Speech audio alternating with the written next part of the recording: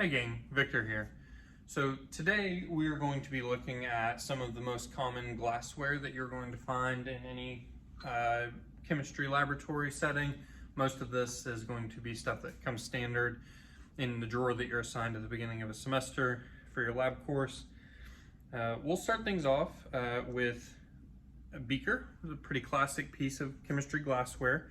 You can see here we have some ranging from 30 milliliters all the way up to 400 milliliters, and these are just ones that come standard in your drawer. If you need larger ones, they are available if your specific experiment calls for it.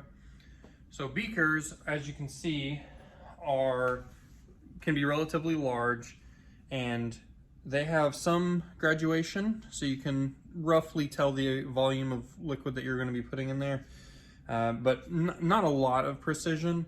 This isn't going to be sort of the baseline standard for how much you're using, but it's useful for a lot of other ways. It's very useful for any kind of mixing that you might be doing. It's good to transport larger volumes of reagent from one place to another, and pretty often this will also be used to catch either filtration or drip from a titration or things like that. So you're going to see it sort of placed underneath and catching any kind of remnants from additional experiments. So definitely a really useful piece. You'll use it in most experiments that you do in the lab setting.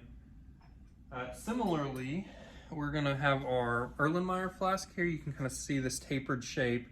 And if you can see, actually even a little less graduation on this. So again, not something with a lot of precision, not something that you're going to want to use as the baseline for very specific amounts of reagents, but useful in its own right. It is more easily clamped here, so it can be held on a ring stand.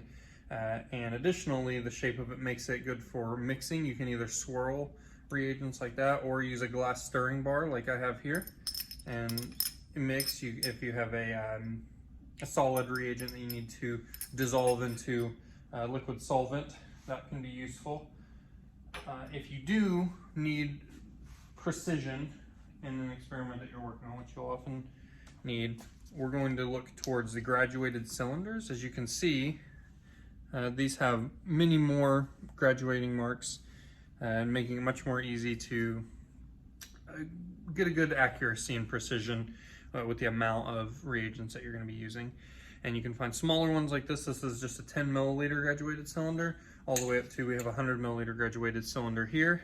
And you can see all the scoring all the way up there. That's going to be really useful. You're going to use a graduated cylinder in a lot of your experiments to make sure that you're using the right amount of any given reagent. And then finally, we'll talk briefly about test tubes. These have no graduation on them at all, and they're not really useful for any sort of measurements, but they are useful for holding and mixing. The glass stirring bar will be useful here too, and often you'll find that you'll perform mixing in these, and they'll sit in a stand, and then you might use something like this plastic pipette to withdraw a discrete amount of the material you're working with to then transfer on to the next step of your experiment. So those are some of the most common glassware that you'll find in the experiment. Those are things that you'll use in some or even most of the experiments that you perform in the lab. And yeah, have a great day.